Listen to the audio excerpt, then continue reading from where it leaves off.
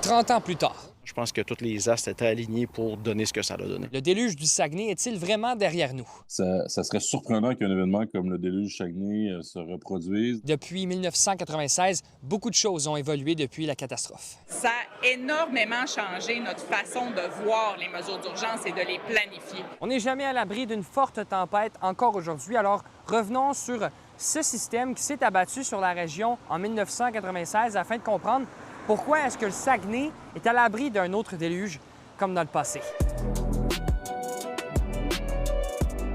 C'est un gros système de pressionnaire qui s'était ancré au-dessus du parc des Laurentides. Donc, les prévisionnistes chez les gestionnaires de barrages avaient des modèles qui prédisaient 70 000 mètres, intégraient ça dans leur propre modèle à eux. Donc, eux ont ouvert les vannes dans l'optique d'avoir un événement de 70 000 mètres, plus ou moins une certaine marge de manœuvre.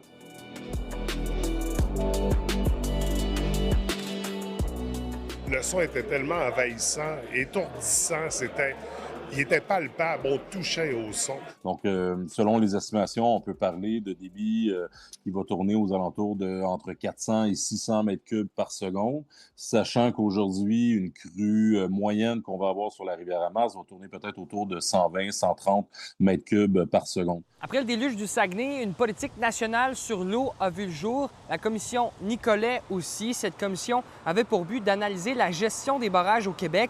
Donc, après les événements de 1996, plusieurs changements dans les lois ont été déployés. Chaque institution publique, chaque organisation, chaque entreprise maintenant a ses plans de mesures d'urgence. On est vraiment mieux préparé pour faire face à ça.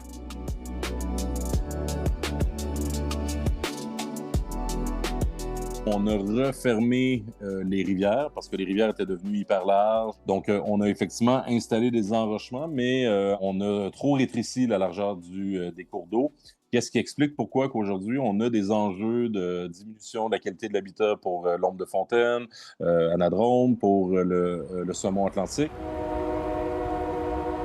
La plus récente génération, eux autres, c'est ça, ils voient, mettons, la Commère en bas, puis ils se disent, bon, ça a toujours été comme ça, il y a toujours eu un parc avec des jeux d'eau en bas, puis mais non, c'était habité, il y avait des gens qui étaient là, qui ont tout perdu. Alors oui, dans la gestion des catastrophes naturelles, le risque zéro n'existe pas, mais les experts s'entendent pour dire que les chances de voir une autre catastrophe comme celle-là, un autre déluge comme celui de 1996 dans la région, est assez faible. Les événements du déluge du Saguenay ont tout de même laissé une marque importante sur les cœurs des Saguenayens, mais aussi sur le paysage de la région. Tu sais, les traces s'effacent avec le temps. Tu sais, je prends l'exemple de ma tante.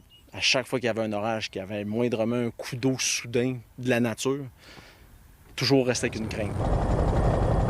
À Saguenay, Étienne Ouellette pour Nouveau Info.